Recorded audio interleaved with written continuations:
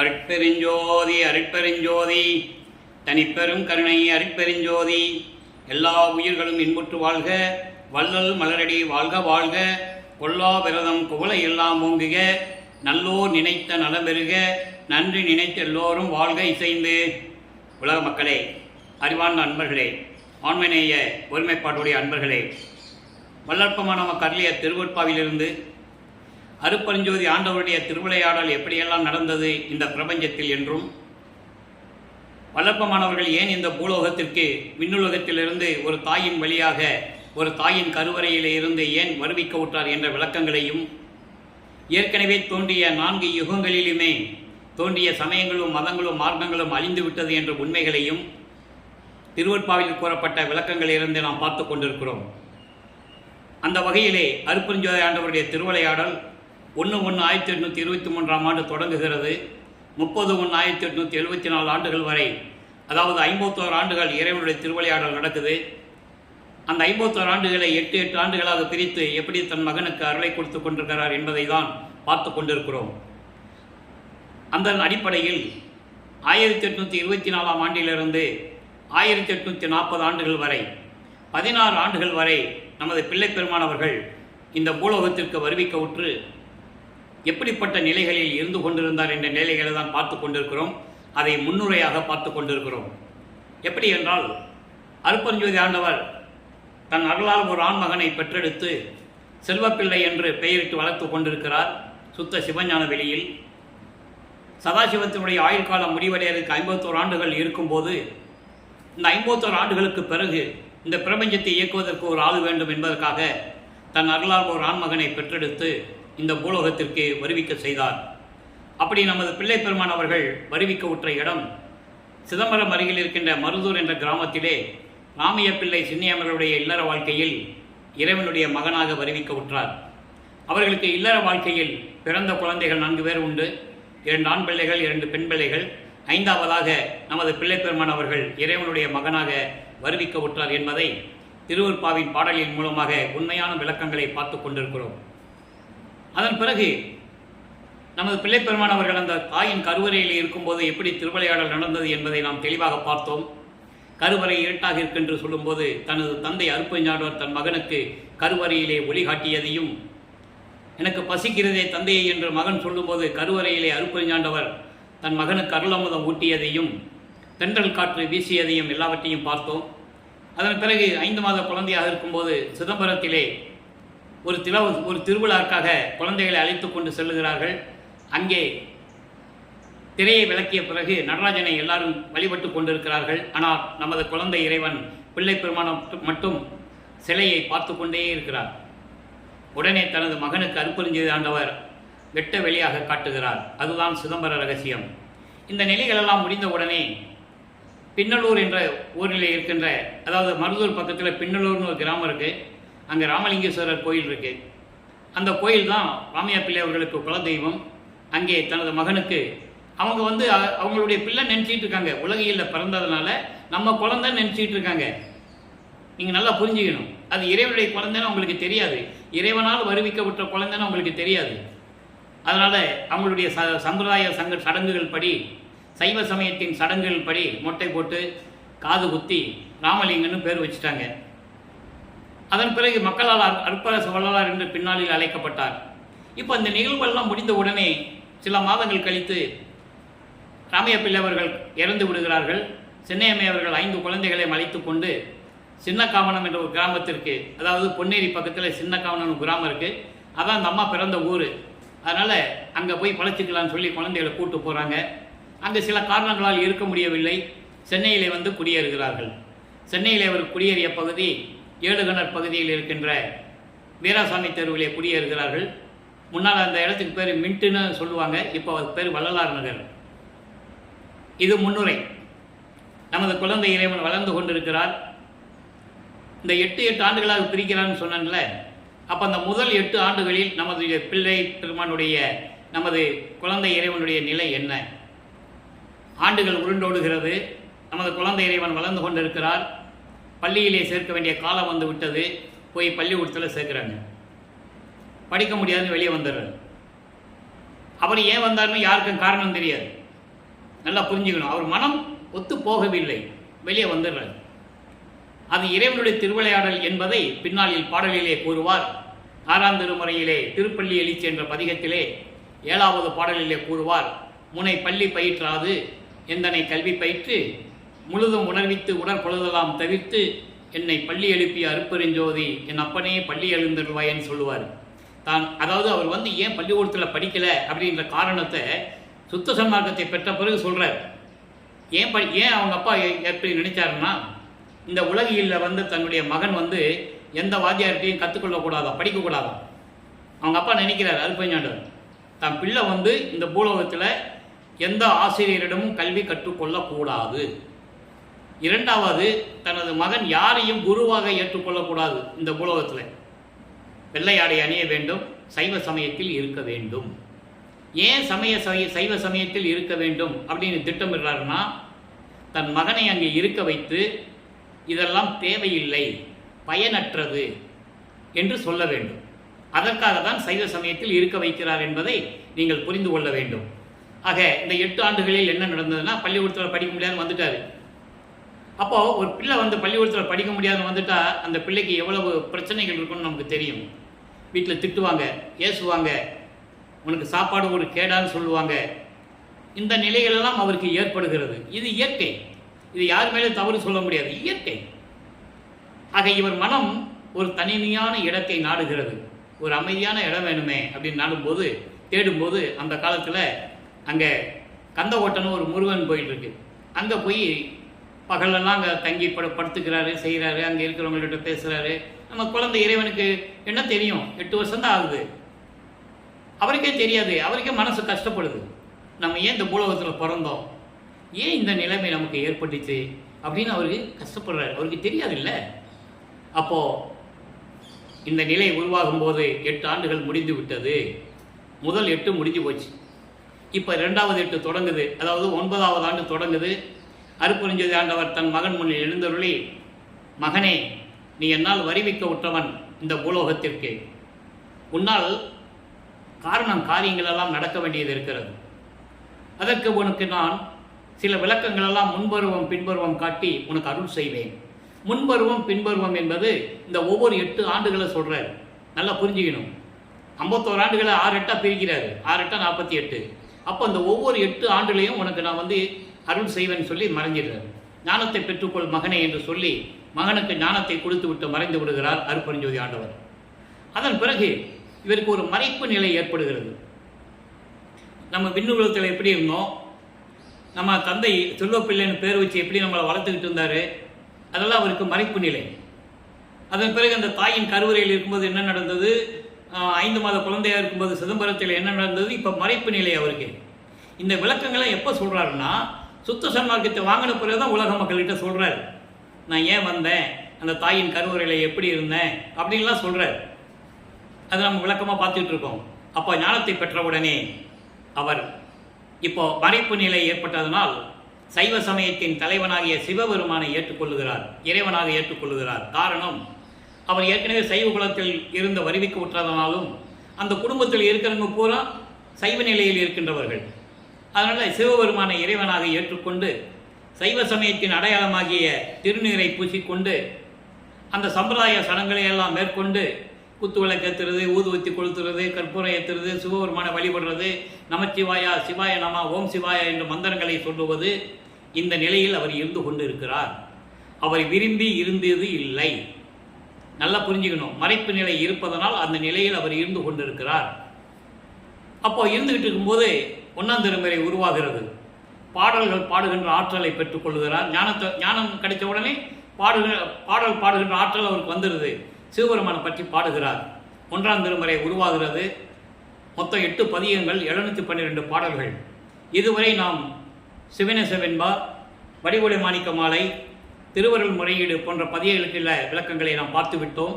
இல்லை சில பதியங்கள் அருப்பெருஞ்சாண்டுடைய திருவிளையாடல் என்ற பதிவிலே நம்ம 400 பதிவிலே நம்ம பதிவு செய்திருக்கிறோம். ஓராண்டுக்கு மேலாக இறைவனுடைய திருவிளையாடலை நம்ம பதிவு செஞ்சுருக்கோம், நீங்கள் பார்த்துக்கலாம். இருந்தாலும் இன்னும் சில விளக்கங்கள் தர வேண்டியிருப்பதனால் மறுபடியும் நம்ம விளக்கங்களை சொல்ல கடமைப்பட்டிருக்கிறோம். அந்த வகையில் இருக்கும்போதே மகாதேவ மாலை 5வது பதிகம் உருவாகிறது. மொத்தம் 100 பாடல்கள். இதுவரை 9 பாடல்களை பார்த்துருக்கோம். இன்றைக்கி 10வது பாடல். அதாவது இவர் சைவ சமயத்தின் தலைவனாகிய சிவபெருமானை இறைவன் ஏற்றுக்கிட்டாரு. அப்போ அந்த சிவபெருமான் எப்படி இருப்பார்? ஏற்கனவே பிரபஞ்சம் தோன்றிய காலத்திலிருந்தே ஆதி சிவன் என்று கூறினார்கள். அருட்பெருஞ்சோதி ஆண்டவர் என்று சொல்லுவதற்கு யாருக்கும் தெரியாது. நல்லா புரிஞ்சுக்கணும். அருட்பெருஞ்சோதி ஆண்டவர் சொல்லுவதற்கு யாருக்கும் தெரியாது. சுத்த சன்மார்க்கம் இருக்கிறது தெரியாது. சமய சன்மார்க்கம் இருந்தது எல்லாருக்கும் தெரியும். திருமூலர்லேருந்து எல்லாருக்குமே தெரியும். சமய சன்மார்க்கம் இருந்தது தெரியும். சுத்த சன்மார்க்கம் யாருக்கும் தெரியாது. ஆக அவங்களுக்கு தெரியாது. ஆதி சிவன் என்று சொன்னார்கள். அதனால் இவரும் சிவபெருமானை வழிபட்டு பாடல்களை பாடுகிறார். சிவபெருமான் எப்படிப்பட்டவர் என்பதை கூறுகிறார். நல்லா கவனிக்கணும். இப்போ சிவபெருமானை பற்றி தான் சொல்லுவார். சுத்த சன்மார்க்கத்தை பெற்ற பிறகு இதெல்லாம் தேவையில்லை, நான் தெரியாமல் பாடிவிட்டேன், அற்ப அறிவில் இருந்ததனால் நான் சைவ சமயத்தில் இருந்து கொண்டிருந்தேன், அது தேவையில்லை என்ற நிலையை கூறுவதை இன்னைக்கு நம்ம பார்க்க போகிறோம். இப்போ பாருங்கள், சிவபெருமானை பற்றி சொல்கிறாரு. நல்லா புரிஞ்சுக்கிட்டே வரணும். இதெல்லாம் நம்ம ஏன் சொல்கிறோன்னா, விளப்பமானவர்கள் வரிவிக்க விட்டு 203 ஆண்டுகள் முடிவடைந்த நிலையிலும் கூட அவருடைய உண்மையான நிலையை சொல்லணும்ல. அதை சொல்லாமல் அவர் சிவபெருமானை வழிபட்டார், திருநீரை பூசிக்கிட்டு இருந்தார். அதெல்லாம் உண்மைதான். ஆனால் அது வேண்டான்னு சொன்னார்ல. சுத்த சன்மார்க்கத்திற்கு இது தேவையில்லைன்னு சொன்னார்ல. அப்போ அது மக்கள்கிட்ட சொல்லணும்ல. மூடி மறைச்சிட்டாங்க. அதான் உண்மை. ஏன்னா அவங்க ஜாதிகளிலும் மதங்களிலும் மார்க்கங்களிலும் சமயங்களிலும் பற்று கொண்டவர்கள். அவர் கல்வி தமிழிலே புலவராக இருந்தாலும் சரி, அறிஞர்களாக இருந்தாலும் சரி, வள்ளற்பனை பற்றி பேசுவதற்கோ திருவூர்பாவை மக்களிடம் கொண்டு சேருவதற்கோ அவர்களுக்கு மனம் இல்லை. பொதுப்படையாக சொல்லிவிட்டார்கள். அவர் ஒரு துறவி, தமிழ் துறவி, சாமியார், திருவூர்பா பாடியிருக்கிறாரு, அவ்வளோதான். அவர் சோறு போட சொன்னார். இப்படி சொல்லி பொதுப்படையாக பேசி அவருடைய அருள் நிலையை, கடவுளுடைய மகன் என்ற நிலையை மறைத்து விட்டார்கள் என்பதுதான் சத்தியம். இப்போ பாருங்கள், சிவபெருமானை எப்படி சொல்கிறார். வாயாகி வாயிருந்த மௌனமாகி, மதமாகி மதம் கடந்த வாய்மையாகி, காயாகி பலமாகி தருவாய் மற்றை கருவி கருணாதிகளின் கலப்பாய் பெற்ற தாயாகி தந்தையாய் பிள்ளையாகி, தானாகி நானாகி சகலமாகி. இந்த வார்த்தை அண்டர்லைன் பண்ணிக்கணும். இப்போ ஞானத்தை பெற்றதனால் சிவபெருமானை பற்றி சொல்லுகிறார். தானாகி நானாகி சகலமாகி. இதே சுத்த சன்மார்க்கத்தை பெற்ற பிறகு அருட்பெருஞ்சோதி ஆண்டவரை சொல்லுவார். அதுதான் உண்மையான நிலை. அப்படி சொல்லிட்டு, ஓயாத சக்தி எல்லாம் உடையதாகி ஒன்றாகி பலவாகி ஓங்கும் தேவே பாடம். இதனுடைய விளக்கம் பாருங்க. வாயாகி என்பது சொல்லாகி, சொல்லாகி அந்த சொல்லை கடந்த மௌன நிலையாகி, மதங்களாகி, எத்தனையோ மதங்கள் உருவாக்கிவிட்டது. அந்த மதங்கள் எல்லாம் யாராக உருவாக்கப்பட்டது? அந்தந்த சமய தலைவர்களால் உருவாக்கப்பட்டது. கிறிஸ்துவம், இஸ்லாமியம், பௌத்தம், இப்படி நிறைய மதங்கள் உண்டு. இந்து மதம், நிறைய மதங்கள் உண்டு. இப்படி மதங்களாகவும் இருந்து கொண்டு, மதங்களை கடந்த வாய்மையாகவும் இருந்து கொண்டு, அதாவது காயாகி பழமாகி தருவாய் மற்றேன்னு சொல்கிறார். இப்போ ஒரு மரம் இருக்கு, மரத்தில் பூ பூக்குது, காயாகுது, அந்த காய் பழமாகுது, அந்த பழம் எல்லாருக்கும் பயனுள்ளதாக இருக்குது.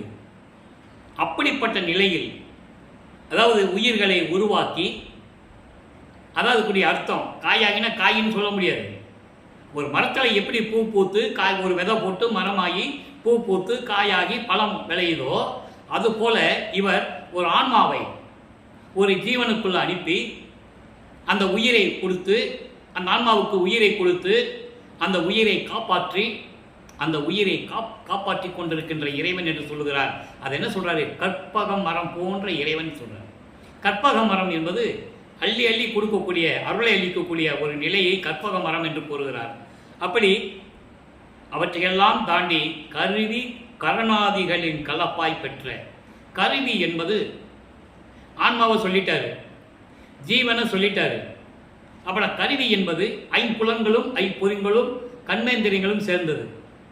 கண், காது, வாய், மூக்கு அப்படின்னு ஐம்பொறிகள் உண்டு. ஒலி, ஒளி, சுவை, உணர்வு, நாற்றம் ஐம்புலன்கள் உண்டு. வாக்கு, கை, கால், அபானம், குறி, இது கண்மேந்திரியங்கள் உண்டு. இதெல்லாம் எங்கே இருக்குதுன்னா பிண்டத்தில் இருக்குது. ஒரு ஜீவன்கிட்ட இதெல்லாம் இருக்குது. அதோடு மட்டுமில்லை, கரணாதிகளின் கரணம் வந்து அந்த கரணங்கள் மனம், சித்தம், புத்தி, அகங்காரம், இதெல்லாம் தத்துவங்கள். இந்த தத்துவங்களின் அடிப்படையில் தான் ஒரு மனிதன் உருவாகிறான், ஒரு ஆன்மா உருவாகுது. அப்போ இதெல்லாம் சேர்ந்து தான் ஒரு ஜீவன்.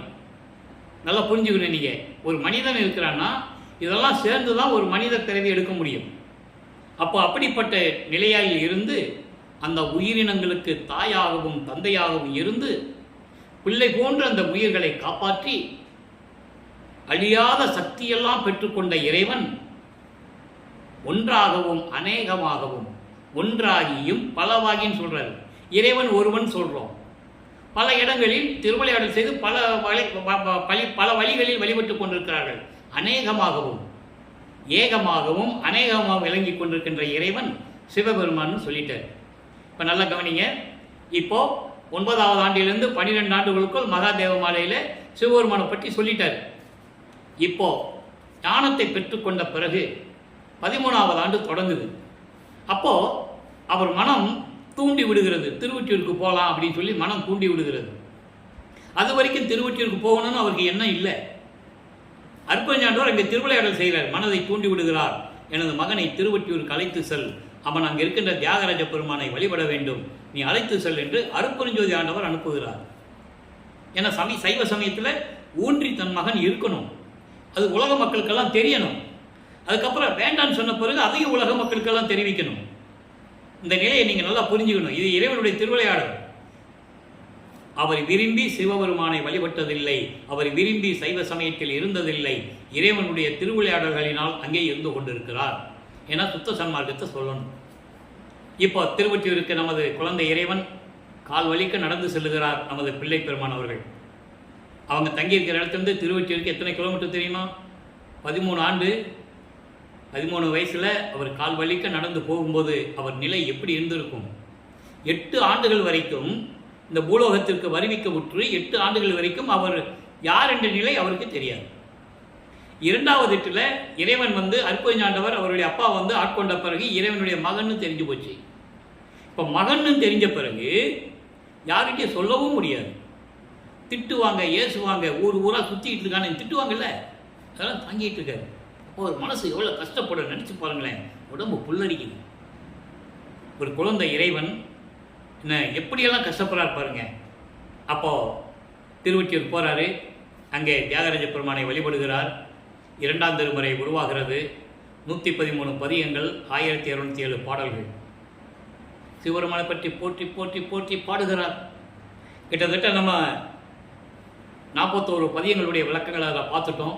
113 பதிகங்களில் 41 பதிக விளக்கம் நம்ம பார்த்துருக்கோம். இந்த 41 பதிகங்களுடைய ஒரு சுருக்கம் என்னவென்றால், தியாகராஜ பெருமானை பற்றி திருவொற்றியில் பாடுறாரு, எந்த விதமான அருளும் கிடைக்கவில்லை. ஆண்டுகள் உருண்டோடுகிறது. அதுக்கப்புறம் ஓராண்டு கழித்து திருமுல்லை வாயிலுக்கு போகிறார். இங்கே பாடி பாடி ஒரு பிரயோஜனம் இல்லை. ஒருவேளை திருமுல்லை வாயிலுக்கு போனால் அங்கே இருக்கிற சிவபெருமானை ஏதாவது கொடுப்பாரான்னு சொல்லி அங்கே போகிறார். அங்கே இருக்கிற சிவபெருமான் பேர் மாசிலாமணி. மாசிலாமணி மாசிலாமணி மனம் உருகி பாடுவார். அந்த பதிகளுடைய விளக்கங்களையெல்லாம் நம்ம பார்த்துட்டோம். உன் மகன் நான் கால் வலிக்க நடந்து வந்து நிற்கிறேங்க, என்னன்னு ஏதுன்னு கேட்குறியா? ஊமை மாதிரி நிற்கிறியே, நான் எங்கே போய் சொல்கிறது, நான் யார்கிட்ட போய் சொல்கிறது அப்படின்லாம் மன உருகி பாடுவார். எந்த விதமான பதிலும் இல்லை. அதன் பிறகு அங்கேயும் புரோஜனம் இல்லை. திருமுல்லை வாயிலிருந்து அப்படியே திருவள்ளித்தாயத்துக்கு போவார். அங்கேயும் சிவபெருமானை பற்றி உருகி உருகி பாடுவார். இதற்குள் அவருக்கு 16 ஆண்டுகள் ஆகிவிட்டது.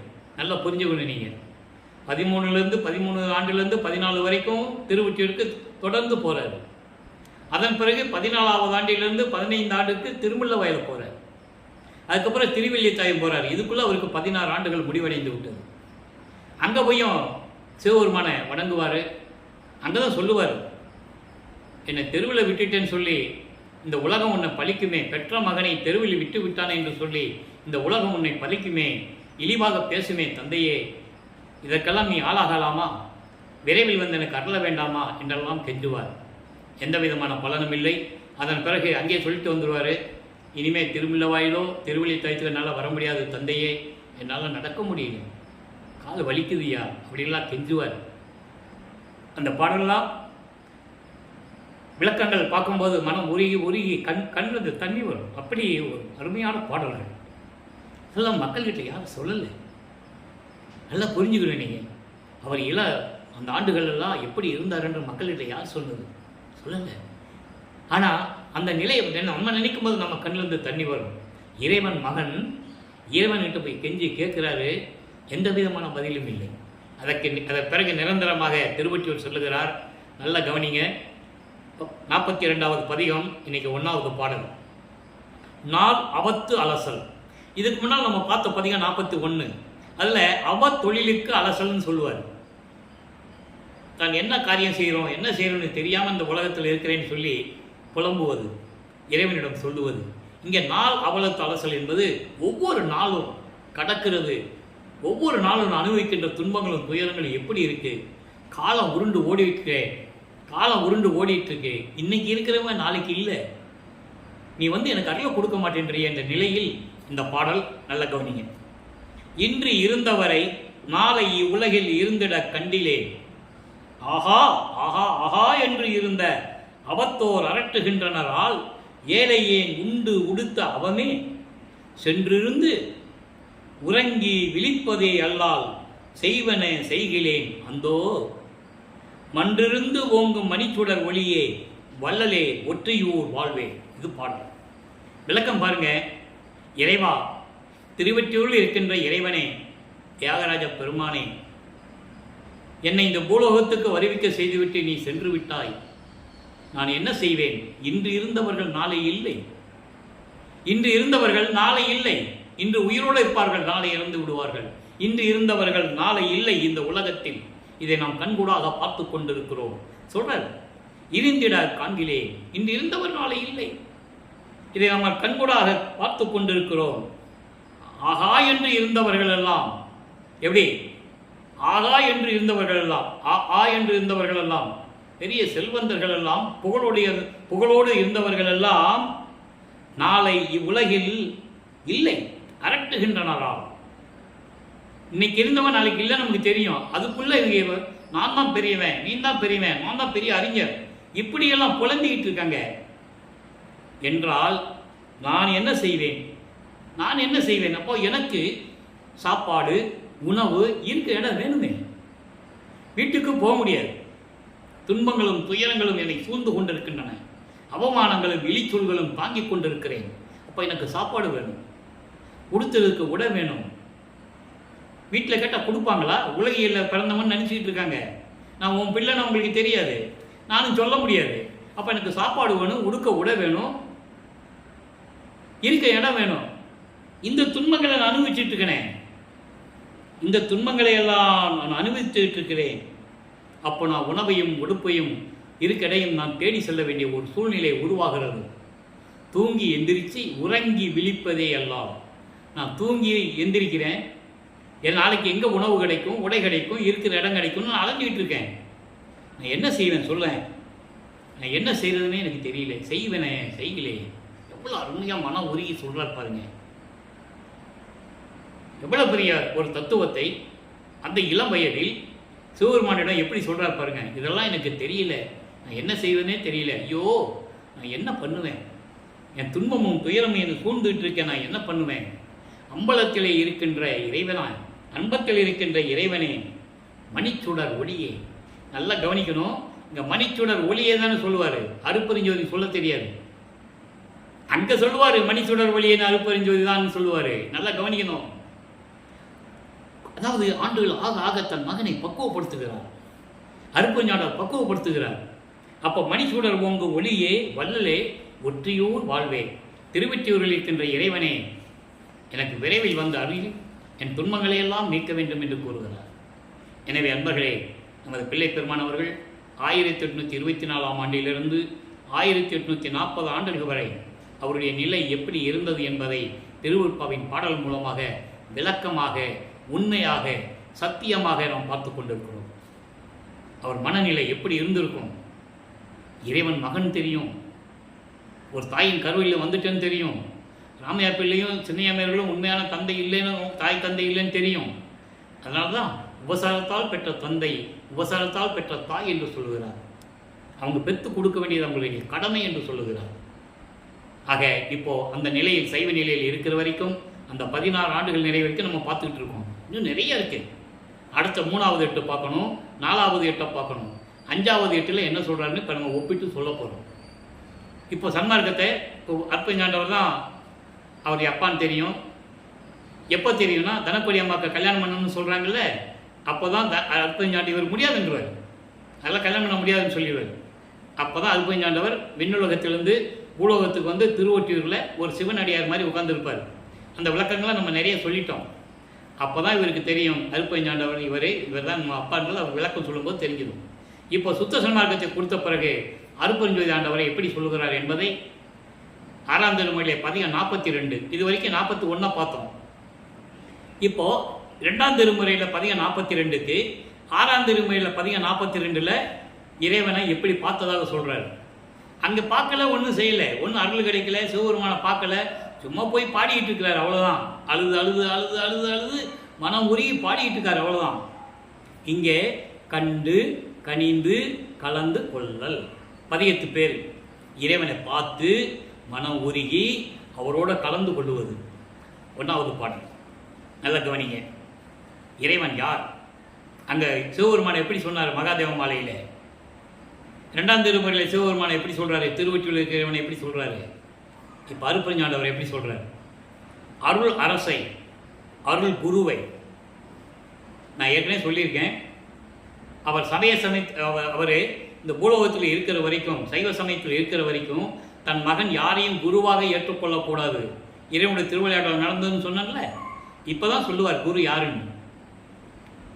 நல்லா புரிஞ்சுக்கணும். அருள் அரசை, அருள் குருவை, அருட்பெருஞ்சோதியை சொல்லிட்டாரா? இப்போ தான் அருட்பெருஞ்சோதினே சொல்லுவார். இப்போ தான் தெரியும் அவருக்கு. 33 ஆண்டுகளுக்கு பிறகு தான் அருட்பெருஞ்சாண்டவர் யார், சுத்த சன்மார்க்கம் இருக்கிறது என்னன்னு அவருக்கு தெரியும். அதுக்கப்புறம் தான் மகன்கிட்ட வந்து, மகனே நீ சைவ சமயத்தை விட்டுட்டு வந்துடு, அதெல்லாம் பொய்ன்னு சொல்லிடு, அதெல்லாம் பயனற்றது, திருநூறு பூசாத, ஒன்றும் பூசாத, அதெல்லாம் சமய சமயத்தினுடைய சடங்குகள் சம்பிரதாயங்கள்னு சொல்லிடுவார். அதெல்லாம் பாடக்கூடிய விளக்கங்கள் திருவருட்பாவில் இருக்க யாரும் மறுக்கவும் முடியாது, மறக்கவும் முடியாது. ஏற்கனவே விளக்கங்கள் நம்ம நிறைய கொடுத்தாச்சு. 5 வருடங்களாக எனது தந்தை வல்லப்பமானவர்கள் கொடுத்த தயவினாலும் கருணையினாலையும் அவருடைய அருளாலும் அவரே விளக்கம் கொடுத்து நான் உங்களிடம் பேசிக் கொண்டிருக்கிறேன். எனக்கு தமிழ் இலக்கண இலக்கியம் தெரியாது, இது சத்தியம், பொய் இல்லை. அவர் ஆட்கொண்ட பிறகு எனக்கு கொடுத்த அருள் இது. இப்போ என்ன சொல்றான்னு பாருங்க. அருள் அரசை, அருள் குருவை, அருட்பெருஞ்சோதியை, என் அம்மையை, என் அப்பனை. இந்த வரி அண்டர்லைன். நான் அப்புறம் ஏன் அம்மை அப்பன் சொல்றாரு? சமயங்கள்லேயே மார்க்கங்கள் இருந்தவர்களை ஏற்கனவே என் அம்மையா அப்பனே அம்மையேன்னு பாடியிருக்காங்க. அது வேற விளக்கம். இது அம்மை அப்பன்ன்றதை நான் சொல்றேன், விளக்கம் இருக்கு, நல்லா கவனிங்க. என் ஆண்டவனை, அமுதை, தெருள் உறும் என் உயிரை, என்றன் உயிருக்கு உயிரை, எல்லாம் செய்யவல்ல தனித்தலைமை, சித்த சிகாமணியை, மருவும் பெருவாழ்வை, எல்லா வாழ்வும் என கழித்த வாழ் முதலை. இந்த வரி அண்டர்லைன். மருந்தினை, மாமணியை, என் கண்மணியை, கருணை நடம்புரிகின்ற கனக சபாபதியை, கண்டுகொண்டேன், கனிந்து கொண்டேன், கலந்து கொண்டேன், கழித்து. பாடல். அருள் அரசை, அருள் குருவை, அருட்பெருஞ்சோதியை, என் அம்மையை, என் அப்பாவை, அப்பனை. ஏன் அம்மை அப்பன் சொல்ற? ஒரு குழந்தையை பெற்றெடுத்தால் அது அம்மா, அந்த தாய் அம்மான்னு சொல்றோம். அந்த குழந்தையை பாதுகாத்து அவனுக்கு நல்வழி காட்டி நல்ல வாழ்க்கை அமைத்து கொடுப்பது தந்தை, அதனால அப்பான்னு சொல்றோம் இல்லையா? இவர் அருட்பெருஞ்சோதி ஆண்டவரையே அம்மாவாகவும் தாயாகவும் தந்தையாகவும் கூறுகிறார். காரணம், அருட்பெருஞ்சோதி ஆண்டவர் பெற்றெடுத்த மகன், தன் அருளால் பெற்றெடுத்த மகன். இப்படி கையேந்தனா மகன் கையில் வந்து நிற்பார், ஒரு குழந்தை வந்து நிற்கும். நீங்கள் புராண படங்கள்லாம் பார்த்துருப்பீங்க இல்லையா? அதே மாதிரி தான். அப்போது தன்னை பெற்றெடுத்தது அருட்பெருஞ்சோதி ஆண்டவர், அதனால் அம்மை என்று சொல்லுகிறார். அவரை காத்து வளர்த்து அருளமுதம் ஊட்டி வளர்த்து சீராட்டி பாராட்டி தாளாட்டி அருளமுதம் ஊட்டி அவரை வளர்த்தது அருட்பெருஞ்சோதி ஆண்டவரும் தான். அதனால் தந்தை என்று சொல்லுகிறார். அதனால்தான் எம்மையினும் என்னை விட்டு இறையும் பிரியாது அம்மையும் அப்பனமாம் அருட்பெருஞ்சோதி என்று அருட்பெருஞ்சோதி அகவலிலே கூறுவார். நீயே என் தந்தை அருளுடையாய், என்னை நேர்ந்து பெற்ற தாயே என்று கூறுவார்.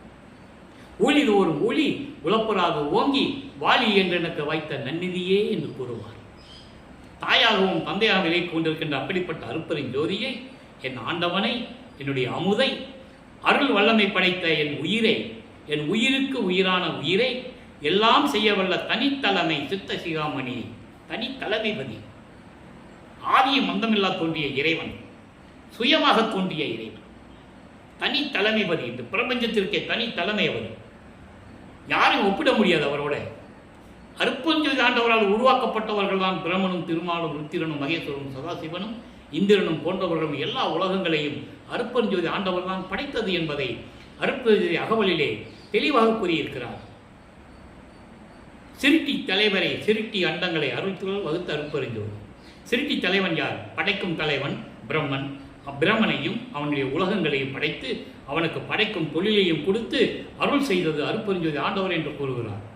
இந்த பிரபஞ்சத்தின் உண்மையே யாரும் சொல்லலை. அதை நல்லா புரிஞ்சுக்கணும். நீங்கள் அருப்பெருஞ்சாண்டவர் தான் உருவாக்கினது என்பதை நம்ம அகவல்ல பார்க்குறோம். அப்படிப்பட்ட இறைவனை, அழிவில்லாதவனை, எல்லா வாழ்வும் என கழித்த வாழ் முதலை, அதாவது முதல் கடவுள் என்று சொல்லுகிறார். முதல் கடவுளான அருப்பெருஞ்சாண்டவர் எனக்கு எல்லா வாழ்வும் அளித்தார் என்று சொல்லுகிறார். என்ன வாழ்வு, என்ன பரிசுகள், என்ன அருளை கொடுத்தார் என்பதை ஒரு பாடலில் நம்ம பின்னால் பார்க்க போகிறோம். இதை மட்டும் மனசில் வச்சுக்கங்க. மருந்தினை மருந்து போன்று விளங்கி கொண்டிருக்கின்றவனை, மாமணியை, என் கண்மணியை, கருணை நடமுடிகின்ற கனக சபாபதியை. கனக சபாபதி என்பது பொற்சபையில் விளங்கி கொண்டிருக்கின்ற இறைவன். கனகம் என்பது பொன், பொன் சபை, பொற்சபை. பொற்சபையில் விளங்கி கொண்டு இருக்கிறவனை கண்டுகொண்டேன், கனிந்து கொண்டேன். கண்ட பிறகு கண்டுகொண்டேன்னு சொன்னார்ல, பார்த்த பிறகு அவர் மனம் உள்ளம் உருகுகிறது. மனம் கனி போல உருகுகிறது. மனம் கனிந்து கலந்து கொண்டேன், இறைவனோட நான் கலந்து கொண்டேன், கழித்தே பேரின்பமாக கலந்து கொண்டேன் என்று கூறுகிறார். ஆக சைவ சமயத்தில் இருக்கிற வரைக்கும் அவருடைய நிலை என்ன? அடுத்து சுத்த சன்மார்க்கத்தை பெற்ற பிறகு அவருடைய நிலை என்ன? இதை தான் நம்ம பார்த்துக்கிட்டு இருக்கோம். 3வது 8 வரும்போது நம்ம சொல்லும்போது இதே 6ஆம் திருமுறையில் அங்கே இருக்கிற பதியங்களுக்கு இங்கே பாடல்கள் உண்டு, நம்ம பார்க்கலாம். அற்புதமாக இருக்கும். இதை இப்படி ஒப்பிட்டு சொல்லுவதை இறைவனுடைய தயவாலயம் கருணையாலயம் தான் முடியும்.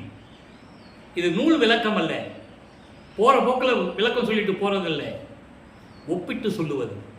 சமய நிலையத்தில் எப்படி இருந்தால், சுத்த சன்மார்க்கத்தில் எப்படி இருந்தால், அது ஏன் தேவையில்லைன்னு சொன்னார். இதெல்லாம் நம்ம பார்த்துட்டு இருக்கோம். இப்போ பாருங்க, எல்லா வாழ்வும் எனக்கு அளித்த வாழ் முதலை. முதல் என்ன?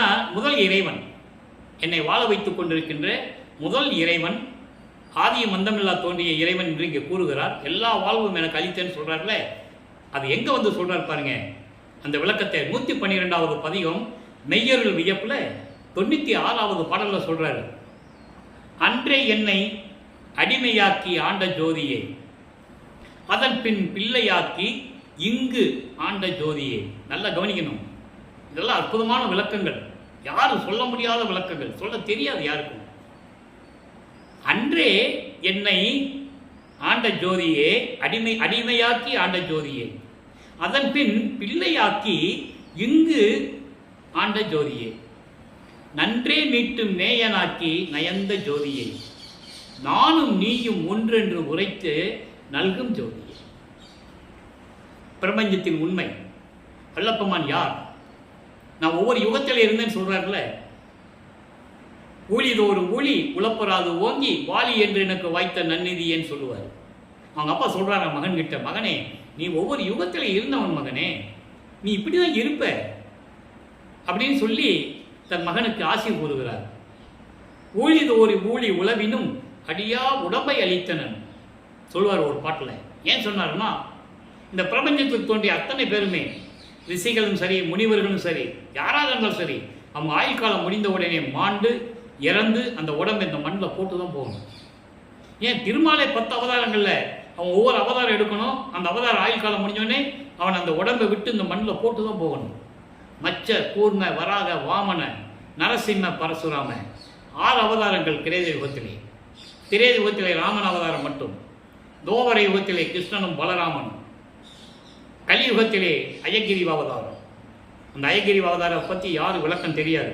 வல்லப்பமான் சொல்லுகிறார், இந்த விளக்கம் சுத்த சன்மார்க்க காலம் தொடங்கும் போது சுத்த சன்மார்க்க காலத்தில் இருக்கின்ற மக்களுக்கு இது விளங்கும் என்று சொல்லுகிறார். இப்போ பாருங்க, ஆனால் அப்படி இல்லை. என் உடம்பு அழியாத உடம்பு, உலகம் அழியும், யுகங்கள் அழியும். ஒவ்வொரு யுகம் அழிஞ்சு போச்சுல, 4 யுகங்களும். யுகங்கள் அழியும், உலகங்கள் அழியும். நான் அழியா உடம்பை பெற்றவன் என் தந்தையிடம் இருந்து அப்படின்னு சொல்றாரு. இப்ப பாருங்க, அதான் சொல்றாரு, அன்றே என்னை அடியனாக்கி. அன்றே என்பது என்ன? இந்த பிரபஞ்சம் தோன்றிய காலத்திலேயே நான் உனக்கு அடியனாக இருந்தேன். அதன் அடியனாக இருந்து என்னை ஆண்ட ஜோதி. அதை ஒரு பாடலில் சொல்லுவாரு. இந்த ஒரு வரிக்கு இன்னொரு விளக்கம் தர வேண்டியிருக்கு. அன்பர்களை, நான் ஏற்கனவே கூறியது போல திருவருட்பா பாடலுடைய விளக்கம் ஒவ்வொரு இடத்திலும் ஒரு விளக்கம் உண்டு. அம்மையில் நான் என் அடியை நான் அறிந்தேன், இதயம் மலர்ந்தேனே. மெஞ்ஞானத்தை பெற்ற பிறகு சொல்றாரு அவங்க அப்பா கிட்ட, நான் ஏற்கனவே அவங்க கூட இருந்தவன் தானேன்னு சொல்றாரு. அற்புதமான பாடல்கள்லாம் உண்டு. அது எடுத்து அன்றே என்னை அடியாக்கி சொல்லிட்டாரா, பிரபஞ்சம் தோன்றிய காலத்திலிருந்தே என்னை அடியனாக்கி ஆண்ட ஜோதின்னு சொல்லிட்டாரு. அதன் பின் பிள்ளையாக்கி, என்னை பிள்ளையாக்கி இந்த பூலோகத்துக்கு அனுப்பி வச்சிடல ஒரு தாயின் கருவறையில். பூலோகத்தை அங்கிருந்து தானே வந்தேன், சின்னையம்மையருடைய தாயின் கருவறையில், அந்த தாயின் கருவறையில் தானே வந்தேன். பிள்ளையாக்கி இங்கு இந்த பூலோகத்தில் ஆண்ட ஜோதியை என்ன சமயங்களிலும் சமய சைவத்தில் எல்லாம் இருக்க வைத்து, அதன் பிறகு இது பொய் என்று சொல்ல வைத்து சொல்றாரு ஞானசரியிலே. பொறித்த மதம் சமயம் எல்லாம் பொய் பொய்யே, அவற்றில் புகுதாதி சிவம் ஒன்றே பொருள் என கண்டறிவேன். சிவம் என்பது அருப்பெருஞ்சோதி, பொருள் என்பது கடவுள். அருப்பெருஞ்சோதி தான் கடவுள், மற்றவர்களெல்லாம் போகாதீங்கன்றார். அதை சொல்ல வைக்கிறதுக்காகத்தான் தன் மகனை சைவ நிலையத்தில் இருக்க வைக்கிறார். அந்த நிலையில் இருக்க வைக்கிறார் என்பதை இங்கே நான் பதிவு செய்ய கடமைப்பட்டிருக்கிறேன். சும்மா சொல்லக்கூடாது. வள்ளலார் வந்து அங்கே இருந்தார் இருந்தார் இருந்தார் இருந்தார் ஏன் இருந்தாருன்னு சொல்லணும் இல்லை. இப்போ பாருங்க, சொல்லிட்டாரா, அதன் பின் பிள்ளையாக்கி ஒரு தாயின் கருவறையில் இருக்க வைத்து இந்த பூலோகத்துக்கு வருக வைத்து இங்கு இந்த பூலோகத்தில் என்னை ஆண்ட ஜோதியே, நன்றே மீட்டும் நேயனாக்கி நயந்த ஜோதியே, என்னை தயவோடையும் கருணையோடையும் உயிரினங்களிடத்தில் இருக்க வைத்து. இந்த வரிக்கு ஒரு விளக்கம் இருக்கு. என்னையும் இரக்கந்தன்னையும் ஒன்றாக இருக்க இசைவித்து மன்னி வாழ்வுற வருவித்த கருணை வள்ளல் நீ என்று சொல்லுவார். அதற்காக நானும் இறக்கமும் ஒண்ணுதான் அப்படின்னு விரும்பி தானே என்னை இங்க வரவழைச்ச பூலோகத்துக்குன்னு சொல்லுவார். பாடல் உண்டு. ஆக அப்படி உயிரினங்களுக்கு நண்பனாக்கி எனக்கு அருளிய ஜோதியே. அடுத்து சொல்ற பாருங்க, நீயும் நானும் ஒன்று என்று உரைத்து நல்கும் ஜோதியே. மகனே, நீயும் நானும் வேறு இல்லை. எப்படி? நீயும் நானும் வேறு கிடையாது மகனே, நீ என்னுடைய சக்தி. என்னுடைய சக்தியிலே ஒரு கூறு, ஒரு பகுதி. கூறுன்னு சொல்லுவார். கூறு கூறு கூறா வைக்கிறாங்கன்னு சொல்லுவோம்ல, அப்படி என்னுடைய சக்தியில ஒரு கூறு நீ, ஒரு பகுதி நீ. உன்னை மகனாக்கி 51 வருடங்கள் இந்த பூலோகத்திலே மனிதர்களிடம் உலாவ விட்டேன். நான் சொன்ன பணியை நிறைவாக செய்து விட்டாய், எனக்கு மிக்க மகிழ்ச்சி. பாடலை சொல்லுவார், என் தந்தை மகிழ்ச்சி அடைந்தார்னு சொல்லுவார். நான் சொன்ன காரியத்தை, நான் சொன்ன செயலை நீ சரியாக செய்தாய். நீ என் மகன் அல்லவா, நீயும் நானும் வேறல்ல மகனே, நீயும் நானும் ஒன்றுதான் என்று உரைத்து என்று சொல்லி நல்கும் ஜோதியே, எனக்கு அருளிய ஜோதியே, என்னை ஆசீர்வாதம் செய்த ஜோதியே, அருட்பெரும் ஜோதியே என்று கூறுகிறார். அதனால்தான் இறுதி கட்டத்தில் மேட்டுக்குப்பத்தில் சித்தி வளாகத்தில் அவருடைய தந்தை அருட்பெருஞ்சாண்டவர் நேரடியாக வந்து தன் மகனை தன்னோடு இணைத்துக் கொள்ளுகிறார். நல்லா கணிச்சு நல்லா புரிஞ்சுக்கணும். ஏன்னா அவங்க சொன்ன விளக்கங்கள்லாம் உலகில் சொல்கிற விளக்கங்கள்லாம் பூரா ஏற்குமாறாக இருக்கும். போனார், கதவை சாத்தினார், உள்ளே போனார், மறைஞ்சிட்டாரு, எங்கே போனாருன்னு தெரியல. இப்படி தான் அவரை பற்றி செய்திகள் வந்து கொண்டு இருக்கிறது. பிராமணர்கள்லாம் கற்பூரம் வச்சு எடுத்து கொளுத்திட்டாங்க. இன்னொருத்தர் சொல்கிறாரு, கூட இருந்தவரை வேலாயுதன் ஒருத்தர் சொல்கிறாரு, அவர் இங்கே இல்லைப்பா, பாயை எடுத்துக்கிட்டு நான் போய் பார்த்தேன், பாயில் படுத்துருந்தார். அதுக்கப்புறம் பாயை சுருட்டி கக்கத்தில் வச்சுட்டு ஐரோப்பியாவுக்கோ ரஷ்யாவுக்கோ போகணும்னு சொன்னார், அங்கே போயிட்டார் கொடுக்குது, இங்கே இல்லை அவர் அப்படின்றாங்க. ஆனால் அவரும் என்ன சொல்கிறாரு, வளர்ப்பமான், நான் இங்கே இருந்து தான் பிரபஞ்சத்தை இயக்கி கொண்டிருக்கிறேன்னு சொல்கிறாரு. பிரம்மன், திருமால் போன்ற தலைவர்களும் என்னை வணங்குகிறார்கள் என்று சொல்கிறார். சாமி எனது துரை, என் உயிர் நாயகனார் இன்று நான் இருக்கும் இடத்தில் வந்து அமர்கின்றார். பின்சாரும் 2.5 நாளிகைக்குள் என் பெயர் உடம்பில் கலந்து பிரியாது இருப்பார். அதை தான் இங்கே சொல்கிறார், நீயும் நானும் ஒன்று என்று உரைத்த நல்கும் ஜோதியே. ஏன்னா சுத்த சன்மார்க்கத்தின் நெறி இறைவன் ஒருவனே, அவன் அருட்பெருஞ்சோதி ஆண்டவன். வேறு எந்த சமயத்திலையும் எந்த மதத்திலையும் கிடையாது. சைவ சமயத்தில் சிவபெருமான் முருகனை கொண்டு வந்தார். முருகனை கடவுளாக கும்பிடுறாங்க, சிவபெருமானை கடவுளாக கும்பிடுறாங்க. விநாயகனை கடவுளாக கும்பிடுறாங்க, சிவபெருமான கடவுளாக கும்பிடுறாங்க. ஆனால் சுத்த சன்மார்க்கத்தில் அப்படி அல்ல, இறைவன் ஒருவன் தான். அதனால்தான் தன் மகனை தன்னோடு சேர்த்து கொண்டார். சேர்த்து கொண்டு அருப்பெரும் ஜோதியாகினார்கள். மறையில் கதவை சாத்திட்டு மறைஞ்சு போகலை.